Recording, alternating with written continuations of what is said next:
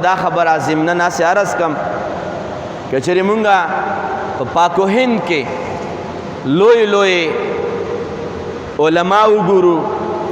لوی لوی مشایخ وګورو او د هغوی سلسله راواړو،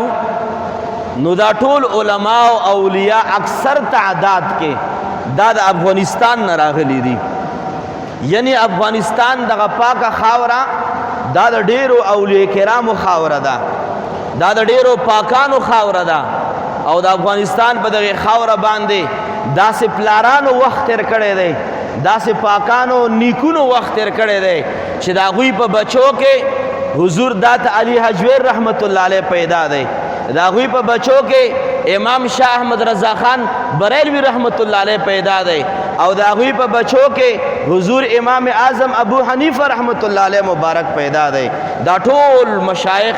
او علماو که چېرې تاریخ وکتلی شي دا ټول د افغانستان د سیمې نه راغلي دي. هغه افغانستان سیمه دا د ډیرو د پاکانو خلکو خاوره ده. غرض مې دا چې دا ته علي حجویري رحمت الله علیه مبارک چې کوم کرامات وښودل، کله هغوی مبارک و خپل شان او جلال په درویشۍ لباس کې وښودو، خلک د هغوی ګروېده شول، خلک هغوی ترامات شول. او تاسو اوس هم وګورئ، اوس هم وګورئ چې داتا صاحب رحمت الله علیه مبارک دا نن او سبا او بله ورځ عرس هم دی، څومره لوی لوی علما او مشایخ د هغوی دربار پر انوار له راځي او څومره لوی لوی مسلمانان د هغوی مبارک و سلام له راځي. دا په حقیقت کې هغه اخلاص و، هغه مینه وه، هغه خدمت خلق خدا و، د اسلام د پرچار د پاره شب و روز هغه محنتونو نتیجه وه چې اوس هم د هغوی مبارکانو دربار پر انوار چې دی دا قایم و دایم دی. او دا خبره به زه ضمن کې وکړم چې چېرته دا سوچ له رانولئ چې دا تاسې مبارک رحمت الله علیه مزار یا د نور اولیاء کرامو په مزاراتو کې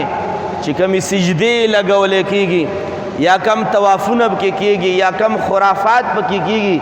یاد ساتئ د داتا صاحب رحمت الله علیه یا د نور اولیاء کرامو دا قطعاً دا تعلیمات نه دي چې کم تعلیمات صوفیه کرامو د وحدانیت والا ورکړي دي، کم تعلیمات داتا صاحب رحمت الله علیه خپل مریدانو لا د رسالت والا ورکړي دي، د شریعت تعلیمات ورکړي دي. په هغې تعلیماتو کې دا شی نه نشته دی. اوس که زه ورته راولګېږو او په مزاراتو کې قسمه قسم ما او تا خرافات شروع کو، څو پکې ډول وهي، څو پکې دمال کوي او څو پکې شمع بلوي او څو پکې څه کوي او څو پکې څه کوي، د شریعت د حدودو نه خلاف کار، که هغه په جومات کې دی هم ناروا دی او که هغه په دربار کې دی هم ناروا دی او که هغه په بازار کې دی هم ناروا دی. شریعت خلاف کار چې چرته هم دی او په کم کم ځای کې کېږي، اسلام د هغې سره څه تعلق نشته دی. خو دا خبره مسلمه ده چې د داسې هستیانو دربار او سلام حاضري چې ده دا د پاکانو د نیکانو هغه طریقه مونږ ته پاتې ده چې په دې کې انسان ته د دواړو جهانو خیر ملاویږي. شریعت مونږ ته